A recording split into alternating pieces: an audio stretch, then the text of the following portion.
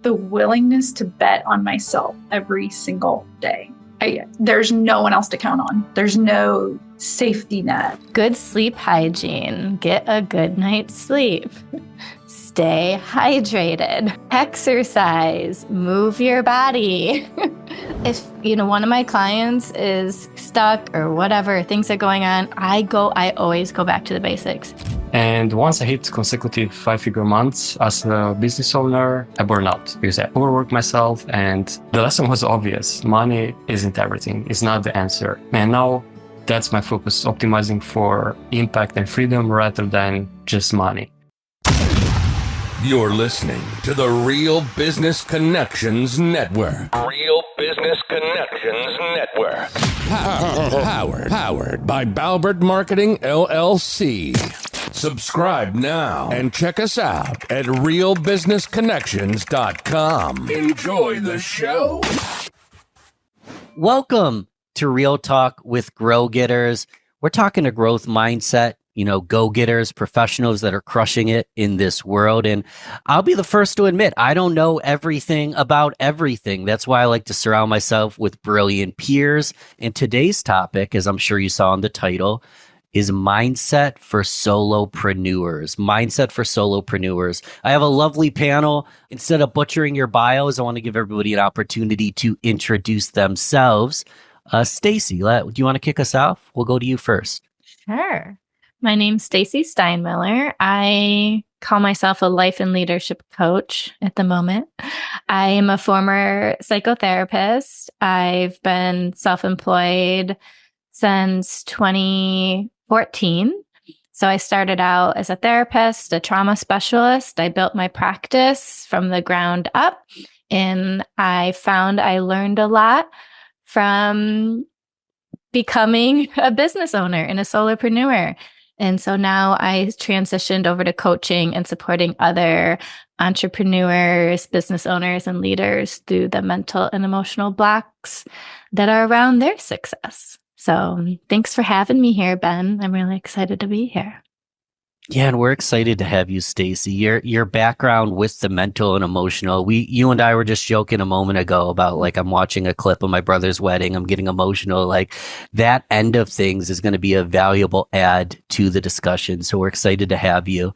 And Gabe, would you like to introduce yourself next? Of course. Thank you so much, Ben, for having us. I'm Gabe Marusca, also known as the Nomad Solopreneur. And for the past 13 years, I'm self-employed. I went from freelancing to building a web design business to marketing, and now I'm helping coaches, consultants, and other solopreneurs build sustainable businesses, earning more while working less. Well, how? By productizing their services. And I'm happy to be here to share my lessons, learn from others, and have an amazing conversation. And where are you calling out of today, Gabe? Coming live from Bangkok, Thailand. I just arrived 2 days ago. Part of why I wanted you on the panel, Gabe, is because truly you are a nomad solopreneur, and it's a whole different look at things. I don't know where you're going to be when I jump on a Zoom call with you. And that's part of the beauty of being your own business owner, being your own solopreneur without a brick and mortar. You have the capacity to call in from Bangkok, Thailand. And it looks like you found shelter. So you just got there, right? Yeah, true. 2 days ago, after 2 hectic days of searching accommodation, which is not easy, by the way. There are a lot of perks of being a nomad, but this is not one of them. But still, I have a portable studio, as you can see. So easy. I can pack it light and I adapt. That's the name of the game. Jennifer, last but not least, say hello to the audience today. Yes. Thank you so much for having us, Ben. I am down the street from Thailand. I'm actually in Indianapolis, Indiana. I'm a certified life and leadership coach as well. And my path has certainly been a unique one as a former corporate sales gal, 17 years. And it was through a personal health scare that I had 7.5 years ago while in corporate. And it certainly took me some time to get to where I am today, but it certainly kind of had the awakening going through my healing process with working with a coach myself that really kind of opened my eyes to oh, can I now do for others what she did for me? And so now I created Just Commit Coaching in 2021, and I speak my message quite often as well, which fills my cup, and love to witness in the audience people have their own aha moments and shifts in perspective, and love to work with mostly women, female executives that feeling like how I felt about 6 years ago, not necessarily from a healthcare standpoint, but having this awakening of this can't be it. What else is there? And I'm willing to explore that. And so I help them and leaders and teams kind of pour in from the emotional and mental wellness aspects, because those are core and foundational skills we all need as human beings to thrive. So foundational. And part of why I wanted you here was for the transparency. And the corporate world sometimes feels kind of stuffy, and bringing transparency and vulnerability and the reality to it is super important. And you have a long experience as an employee, now as a solopreneur. And we'll start there, and we'll start with you, Jennifer, on this question. What is one of your biggest lessons learned transitioning from an employee in a traditional role to being a business owner, a solopreneur? What's a big lesson you've learned? The willingness to bet on myself every single day. There's no one else to count on.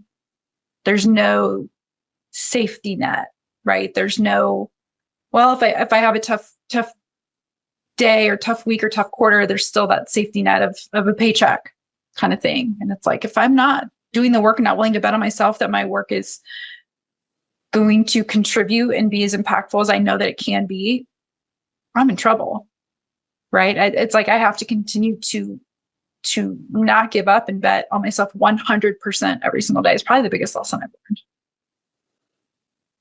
Who else has experienced that? Totally. Yeah. Any comments on that, or any other big lessons learned from Stacey and Gabe? Yeah. I mean, I'd love to share one. Oh, go ahead. Go ahead, Gabe. Please, Stacey. Ladies first. Yeah, no, Jennifer, I had to use that same mindset shift about betting on myself. And that really required a lot of deep work around worthiness and trust, right? Do I feel worthy enough to do that? Do I trust myself enough that I'm going to show up? And it's hard. I learned really early on when I transitioned from being an employee to a business owner, solopreneur, that I thought everyone's like, oh, you're so organized. You get everything done. I'd always get my paperwork done on time. I always met my productivity numbers. I was a really great employee, always been. And so I was like, oh, this should be easy. Everyone's like, yeah, you're going to be great. Well, it's different when there's no manager or director or somebody above you that is checking in on you. And I was like, oh my gosh, Stacey, all this time you thought you could just show up really well when you're just good at pleasing other people. You're really good at doing what they want. But when it comes down to just me, it was a whole new ball game, and it really opened up a lot for me. Any other major lessons, guys? I know we got a lot in the tank. Please go ahead, Gabe. Thanks, Ben. I think mine was that my definition of success can and should change, and everyone else. Because as an employee, I dream bigger numbers. The reason was simple. I got paid like $20 or like $200 per month. And of course, I wanted something more than that because you cannot live on that. And once I hit consecutive 5-figure months as a business owner, I burned out because I overworked myself. And the lesson was obvious. Money isn't everything. It's not the answer. And now that's my focus, optimizing for impact and freedom rather than just money. But of course, if you optimize on profit, that can help for sure. But that was the bigger one for me. Let's ride that wave for a moment. So money isn't the end all be all answer.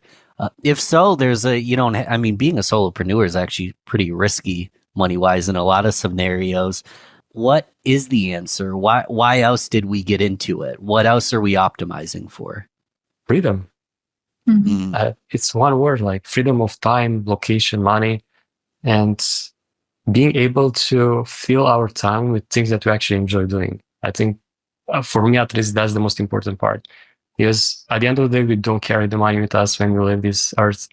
We don't carry anything that we purchase. So being able to do what you want, with whom you want, wherever, I think that's I won't say the secret of happiness, but I will say that's pretty close to it. Freedom. Yeah. I would, That's it. if I may add, the thing that I first knew in corporate sales was when I had to know my bigger why. I couldn't just chase the numbers for the money. I couldn't make it externally about the money.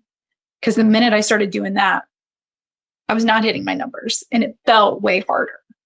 Where when I had, the best successful year in my career, I was just trusting the process of what was working, and trusting myself and my leadership and the people around me.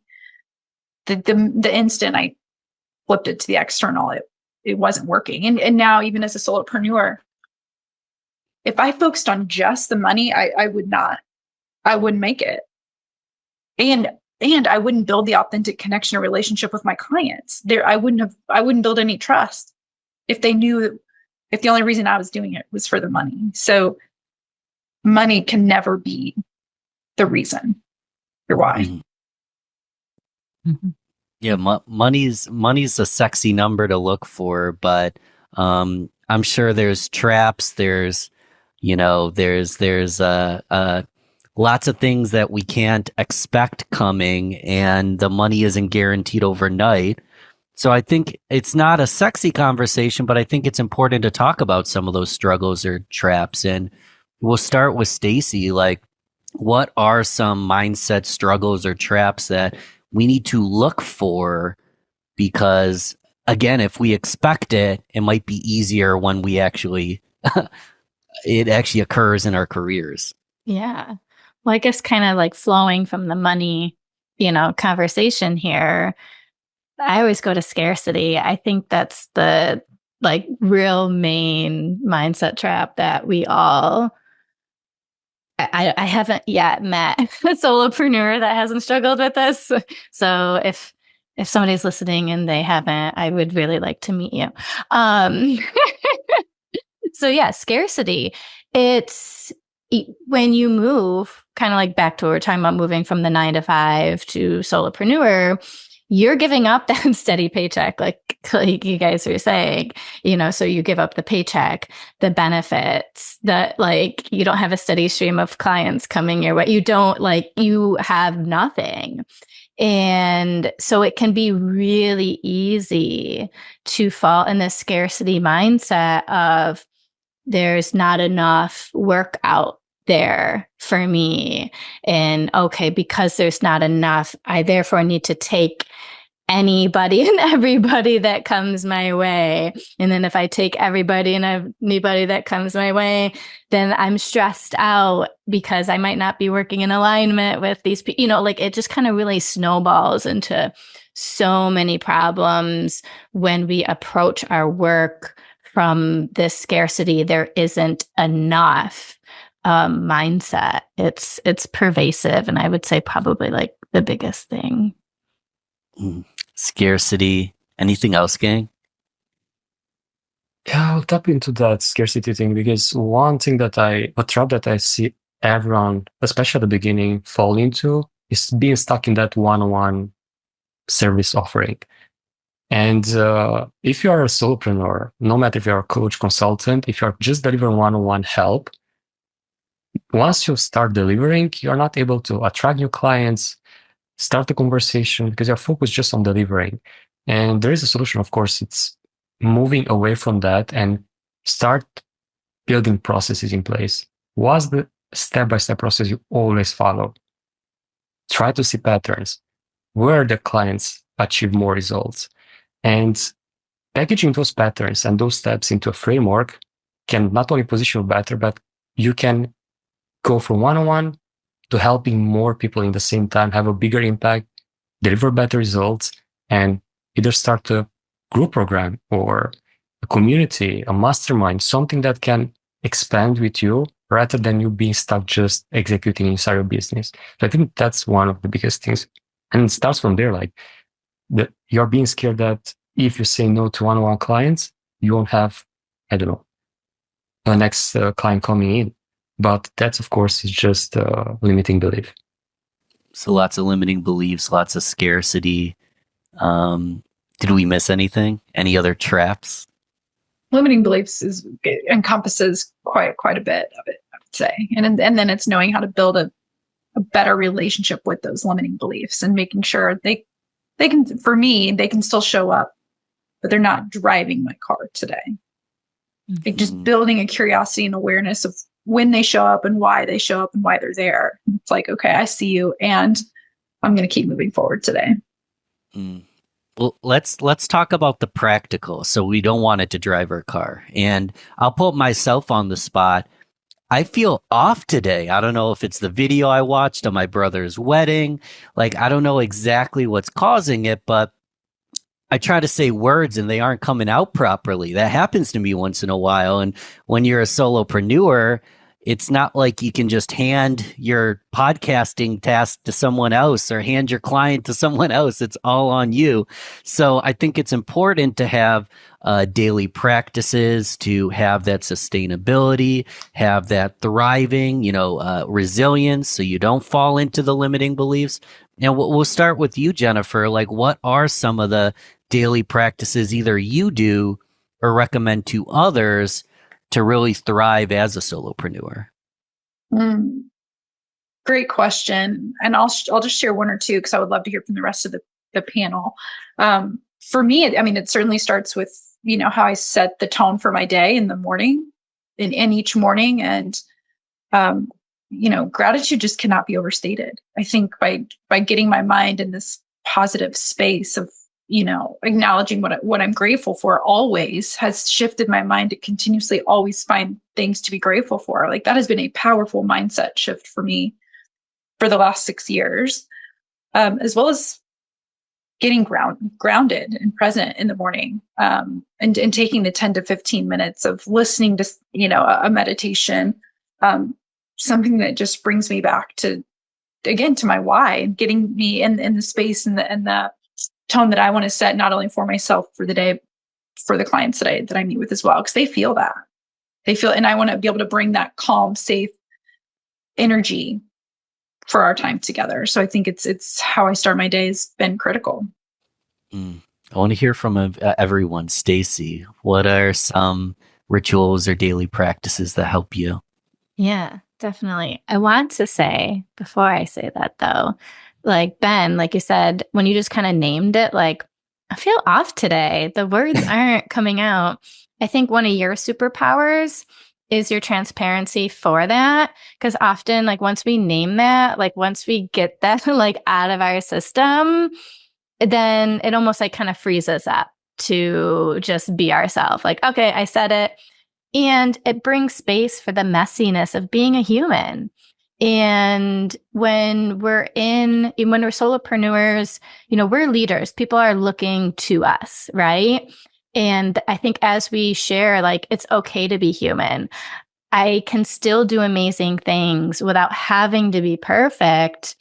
That's huge. So I just wanted to like touch on that real quick. But yeah, I agree with Jennifer. Gratitude, groundedness, all of that's good. I want to state some of the obvious just because it can't be overstated. Good sleep hygiene. Get a good night's sleep. Stay hydrated.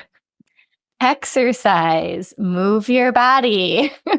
Like if one of my clients is stuck or whatever, things are going on, I always go back to the basics. Did you sleep last night is always my first question. Because the mind really likes to complicate things and overthink. And sometimes it can be really simple. So I like to just kind of make sure those things are set for me and check in with other people. And then if it's like, oh, if you did all those things and you're kind of still off, now there might be something to explore. So I wanted to state the obvious ones. Sleep is pretty important, right? It's huge. Mhm. Huge. Yeah. Gabe, anything we missed that's in your routine? Something that actually is related to your experience. Almost every time I set my phone, it's actually automatic setting to not turn on the internet until around midday. So at 10 p.m., automatic goes into that mode. It's called like work mode. And so I don't get notification. I try as much as possible if I don't have anything kind of urgent to do outside in the morning, I don't touch it until around midday. And without that external distraction, like in your case with the videos, you don't have that external like things pinging you like you have to do that or something is going on or watching a video and getting emotional. And I think that's something that puts off a lot of people because first thing in the morning, they scroll the phone on social media or reading a message that might be an important message, but if something is urgent, you have your, favorite numbers that can call you at any time. But most of the things aren't urgent, so they can wait. You can focus on your own things. And I think as a solopreneur, it's a big way to look at things. Just focus on the most important things where your energy is higher in the morning. And that's part of my routine and part of the things that the practice that I take in order to stay on track. And of course, like everyone said, good sleep, exercising, and all the obvious that most people miss, actually, unfortunately. I was one of them. Also good. I mean, good sleep, mindset, breathe in the morning, be grateful, get things ready. But then we have and don't touch maybe social media or phone super early. But then we have a full day ahead of us. And we'll start with you, Gabe, because you're like a drastic extreme as a nomad. I know personally, I'm born and raised in Rochester, New York. I have lots of friends that I can call up at any time. But, at a smaller extreme, everyone goes to the office during the day. If they work a traditional job, they see people all day long. When you're a solopreneur, when you're working remote at home, you might not see anybody all day. Or if you're Gabe, you might be in a brand new country where you don't know everybody because it isn't your hometown. So how do we mitigate that struggle and like truly connect with people? In your case, Gabe, as a nomad solopreneur, how do you make those connections? It's easier than you probably thought because I'm not working all the time from home. That's the secret. I go to co-working spaces. In the moment I enter a new country, and often I travel between the same locations, but if I enter a new country, one of the things that I do, I go on forums specific to that location, like hiking forums, paddle tennis forums, co-working spaces, and so on. And there through those forums, I meet a lot of people that follow the same thing. And I think essentially your stronger connection often come from shared experience, not shared locations. And if you hang out with people that love the same thing as you do, are on the same path as you are, it's much more easier to connect because you kind of think the same, kind of follow the same things. And I want to make it a bit practical. Like, for example, every week I make sure I have 3 types of conversations. First, with someone ahead of me on my journey, like someone I can learn from them. Second is with a peer or someone on a similar path with me, because we have similar challenges, similar fears. And by just sharing what we are going through, it's much more easier to get help and get the support that we need and that connection. And third, I connect with those that are a few steps behind me, like someone that is facing the same challenges I faced months ago or years ago. And the reason is simple. I have many benefits from here, both me and them. One, I understand my ideal client better because those are my ideal clients. Third, it keeps me grounded because I resonate. I was there. I faced the same challenges. And of course, help me serve best my clients by learning more about their struggle, because this struggle evolves. Like I had some challenges when I was in their shoes, but those challenges change over time. And by applying these three type of conversation over an entire week, I make sure that I not just talk with, I don't know, my ideal prospects, but also with those on the same path, and also of those that were like mentors of mine or consultants that I work with, from which I can help, but from which I can learn. So that's kind of a more, let's say, practical approach to connect. And this can apply for anyone. It doesn't have to be a nomad. But for nomads, like I mentioned, it's much more simple by just being active in those communities. And it's easier because even as an introvert, you're still being accepted, you're still being integrated, since everyone can relate to the challenge of being alone in a new country or not having friends yet and similar things like that. So powerful. Gabe, that's first off, I teach a similar framework, and that's a big part of why we're doing panels like this. Of course, when I'm interviewing someone one-to-one who's a mentor, I'm learning from them. When I'm working with my client, they get to be my mentee. They might only be a few steps behind. And then these conversations, the reason I do it is the peer-to-peer. I want to bring peers together. I want us all to connect. And we'll pass it over to Stacey. How do you stay connected? We talked about good things like sleep, mindset, but like without connections, we don't have a happy life. So like, how do you stay connected and thriving as a solopreneur? Yeah, that's been a big one for me, Ben, too, especially being a coach, always being in the helper role and knowing like I need my friends. I need to, go out and have my life. And so yeah, that was kind of like a big thing for me. And it was actually a little hard to do that. But I don't know, honestly, I've been going to the bar a lot, but I don't think that's like a good thing to suggest. But I've gone out and became, have met some really great friends. And I just went out with a bunch of ladies last night, actually. Some of them I just met, like through another person that I just met. And we're just out laughing and having a good time. I've been going to the comedy club a lot with some of these people and just laughing. So for me, like finding some people that you can just laugh with and have a good time is so important, because it really fills your cup. And so that when you wake up the next day and you're like, okay, I got to get work done, I got things to do, you're not starting from this depleted place. Like if you're not putting in that socialization and connecting with people, it can be really draining. And I know it because my life shifted a lot. And I recognized a lot of the friends I had were not in, I guess, a similar place in life to be able to go out and do those fun things with. So that's been huge and important to connect. Yeah. That is huge. I have a light bulb going off, and it's so simple. Like it's so obvious, but sometimes the obvious, just for whatever reason, we don't do it.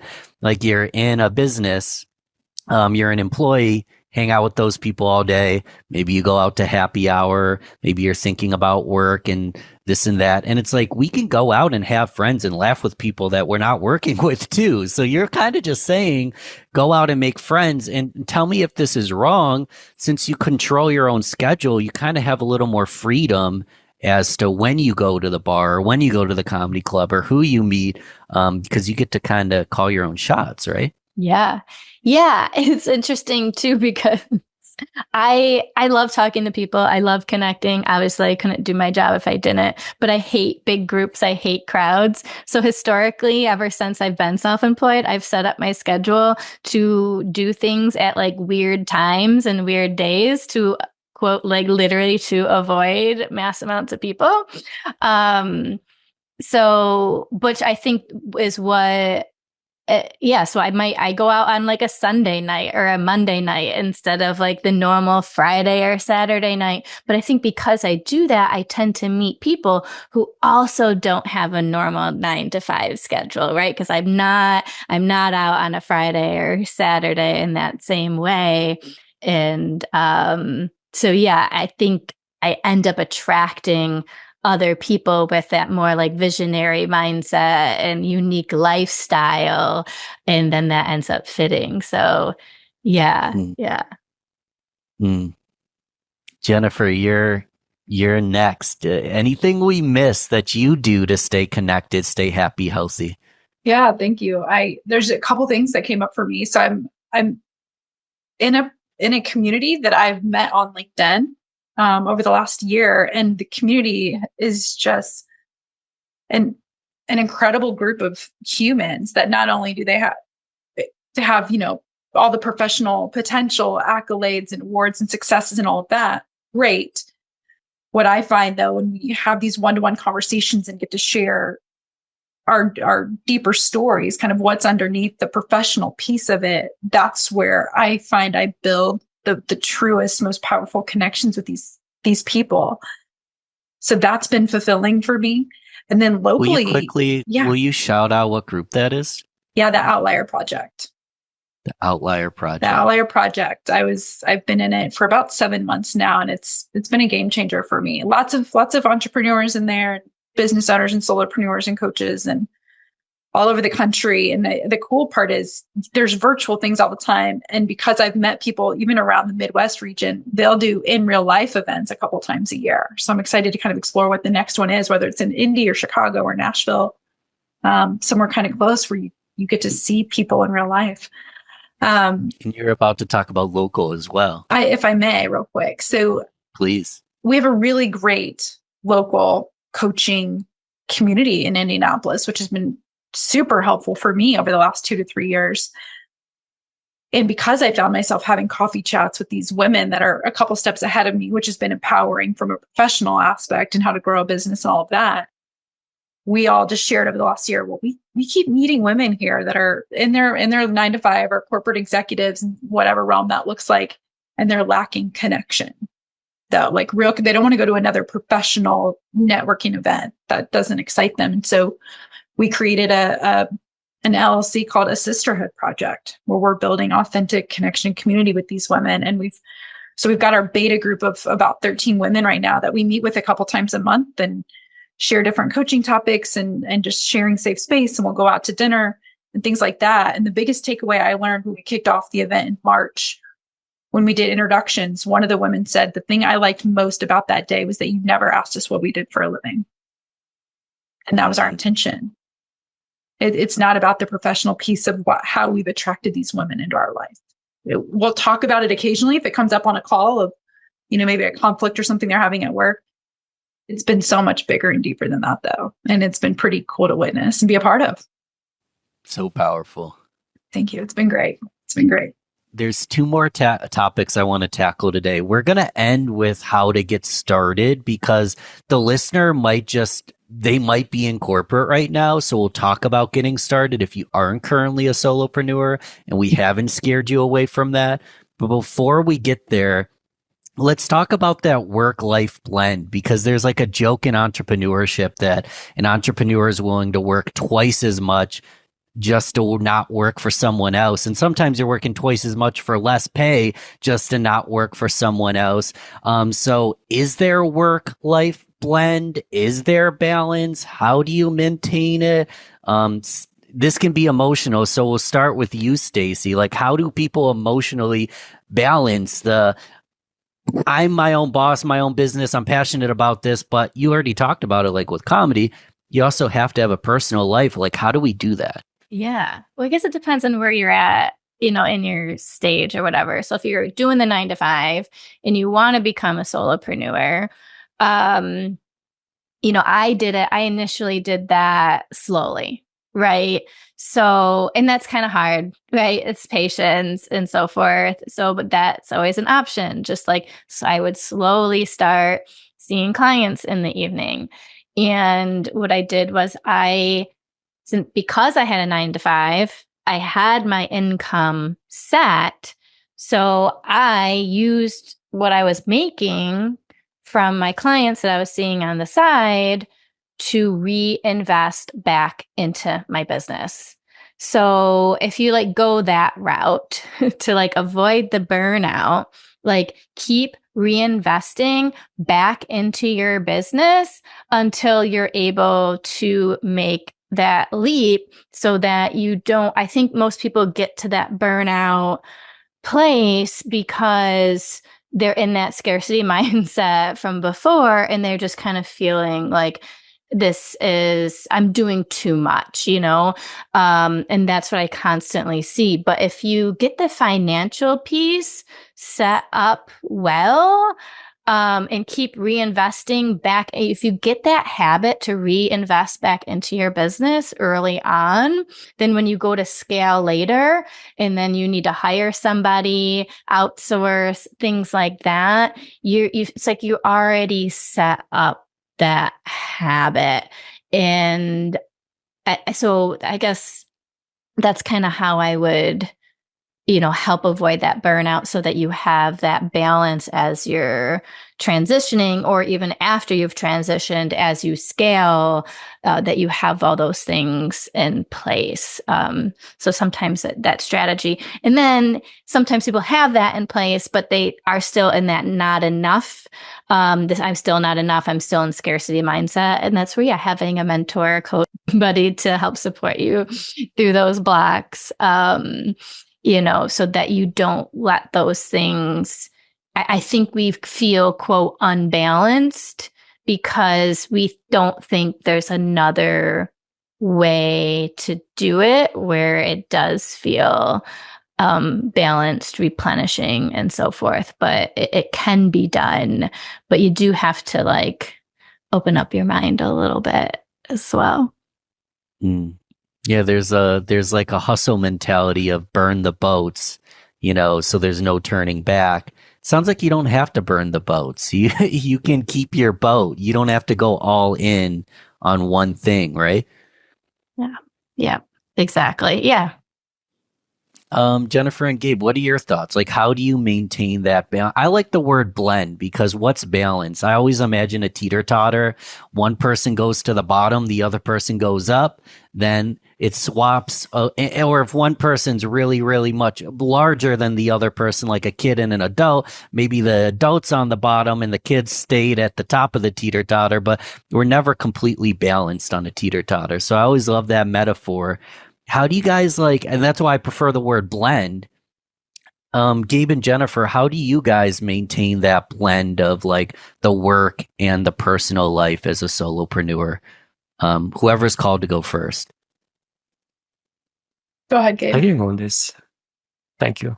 Thank you, Jennifer. So I will start with that word balance, because most people see that, as you mentioned, wrongly. And the reason is that people focus on balancing time, right? But it's not about that. It's about balancing energy. Since you don't have full energy for the full day, or you don't have full energy for, launching a product or building the business at the beginning, and balancing that energy, it's a lesson that I learned on my own skin by burning out and realizing that I might be in my 20s back then, but I don't have full energy to go ahead and work every single night, go on a full-time job during the day, work on my business after I got back home, and so on. So I think probably starting there to realize where your energy is at highest peak, focus on that, do the most important things then. And when your energy slowly fades away during the day, do more, your chores or something that is not necessary. I think that you should be focusing on with your full energy. And probably that's one way to see it. But I'd love to hear Jennifer's approach on this as well. Yeah, I just want to say one thing, Gabe. I think that's brilliant to optimize for peak energy with the acknowledgement we're not going to be at peak energy 24/7. So I'm happy you mentioned that. And Jennifer, I want to hear what you have to say as well. Yeah, that was really great. And Gabe, to feed off that. So my energy for this year, I chose a word. Word of the year. It was energy. And it was really paying attention to what am I giving my energy? What gives me energy? What takes it away? What drains it? And as a solopreneur, I'm not as far along as you both are quite yet, with only being about 2.5 years in full time. You wear all the hats as a solopreneur. And so I'm finally getting to that place where I was able to pass off one of the hats to someone that's like, who it's like the book, Who Not How, who can help me get to where I'm trying to go here. Who do I need to invest in that's really good at something when I know I'm not really good at it, and who loves to do something that I don't love to do, and figuring out who can be a part of helping me and being courageous enough to ask for the help. Man, that just takes a lot. I can feel myself, the relief of saying, I'm going to bring this person in that's really great with website, content creation, all of that is aligned with the message that I know I'm trying to give. And from the financial piece, having someone support me and just simple bookkeeping and things like that. So certainly not giving myself permission to know I'm not supposed to do this alone has been very helpful. Where that's one of the things that I know I've missed, in my former career, was having a team of people around me, and not necessarily having that now yet, knowing I can't actually have that. What does that look like in creating that? So. It's so funny because there's solo. The word solo is in solopreneur, but you're saying don't do it solo. Don't do it alone. Right. Wow. So I forgot to tell you this to the panel here today. This is being broadcasted in 2025. I know we're recording it right before 2025. So I like that as an assignment for anyone who hasn't yet. What's your word for the year? Jennifer's in 2024 was energy. It's 2025 right now as we're watching this. This could actually be in 2030 with the omnipresence of the internet. What is our word of the year? And in a moment, let's talk about how to get started if we're not a solopreneur. But before, I just want to ask you guys real quick to shout out how we can serve and support you. Send us to I want to connect. I want to buy stuff. I want to say hello. We'll start with you, Jennifer. How can we serve and support you? Where should we go after this podcast? Yeah, thank you so much. I am the most active on LinkedIn. I've gained so much from LinkedIn over the last 3 or 4 years. So would love to connect on LinkedIn. And then my website is justcommitcoaching.com. So happy to connect there. And I offer just a complimentary exploratory call, if you want just a connection call. So happy to do that as well, and meet people there quite often. So those are the 2 best places. Thank you. Yeah. And everything will be in the notes and the descriptions. And I love the name Just Commit, because just commit to having a free consultation, complimentary call with somebody, and you never know what'll come with that. So, Gabe, how can we commit to helping you after this call? Thanks, Ben. Same as Jennifer, I'm most active on LinkedIn. That's one of the fastest and easiest way to connect. But for those that listen to this conversation, I'll provide a special link where they can book a complimentary business audit, especially if they are at the beginning or even more advanced. If they want someone to look from outside and have a different perspective on how they are doing things and get some insights, happy to share them. Cool. You'll send me that special link? Absolutely. Got it. That'll be in the notes. And Stacey, how can we help you? Yeah, I am everywhere. So it's easy to find me. So Stacey Steinmiller on LinkedIn, The Radical Evolution on Instagram, my name on Facebook, everything I post everywhere. My website, radicallifecoach.com, has links to everything. I've got a consultation, booking link. And I also use an app in which I do have a free community on there with some resources and videos. And I also have, YouTube videos. So I have a lot of content out there, and I do that so that people can kind of get a good sense of my personality and who I am. So, so that if usually by the time people talk to me, they have an idea that they want to work with me ahead of time. So, yeah. So you're easy to find. There's not any other Stacey Steinmillers out there, is there? I don't know. That's a good question. I'm pretty sure you're Googleable. Oh yeah. If you Google my name, you see my Facebook, my LinkedIn, my, all of those things, my website, they all come up. Sweet. So the final question is specifically for the listener, which is some of them that isn't a solopreneur. And if we haven't scared them away with some of the traps and struggles, and they're excited to get started, and possibly be a solopreneur. We'll go the same order, but reverse. Stacey, give us one tip or give us a story from when you started, a tip or a story for everyone starting as a solopreneur, what to expect, where to start, first move, that kind of thing. Yeah. Well, I would say start finding people that are doing what you want to do, that are already doing what you want to do.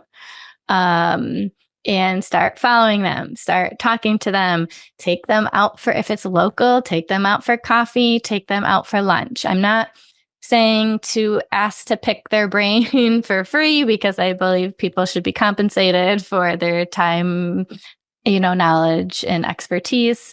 But I would say, start stalking those people. And don't be afraid of them either, right? So, because we can get in this really like putting them on a pedestal sort of thing. But that's why if you do engage with them, if you ask for their time, people are often really willing to do that. And you would be surprised how many people are there to kind of like help you out. And so I would kind of start there. It just makes it seem doable when you start to connect with people that have gone before you. And then once it seems more doable, then maybe kind of start to really look into the concrete processes of how to get started. So good. So good. Gabe, what are your thoughts? I think what Stacey just said is brilliant, because indeed you have to connect with those that are on that path in order to learn from them, be inspired by them, and so on. But I will say that you need to shift from I need to work to put food on the table to I got to do this. Because indeed there are some challenges out on the way, but if you start being your own boss, it's a privilege and you can impact a lot of people as an entrepreneur. So when you shift from that, you start seeing yourself as, I don't know, just an employee that it's executing the orders of a certain boss and similar. And I have a short story here. So one of my first websites that I built, I got a whooping $98 for it. And the reason was simple. I saw myself as someone that just delivered something, like a product, rather than a solution provider. And I was seeing my the person that shared that gig with me as my boss, right? So you need to shift away from that mindset. Speaking of mindset for solopreneurs, because otherwise you're being trapped there in execution. And you're not able to actually come up with solution and help others in a more obvious way. And on top of that, you're not able to figure out everything alone, like Jennifer said earlier. So surround yourself by others. Ask for help. Ask, like, the biggest decision that I made in my life was exactly that, like hiring my first coach, hiring a therapist, hiring a consultant, joining a mastermind, joining a group like Jennifer did. You, Ben, are hosting an amazing group. Like, these are the places where you can actually thrive as a solopreneur. So join them as soon as possible, even before starting. And ideally start as a side project, as a passion project, rather than diving straight in without a safety net or without being able to sustain yourself. Because there will be ups and downs, especially at the beginning, until you learn. So that would be my advice. Find your people. Jennifer, how I feel like we've hammered down the who, not how. Is there anything, I want to give you a slight twist, if you don't mind, because you work primarily with women. So speak specifically to the ladies and give a little advice on how to get started if they feel like they want to be a solopreneur. You know what?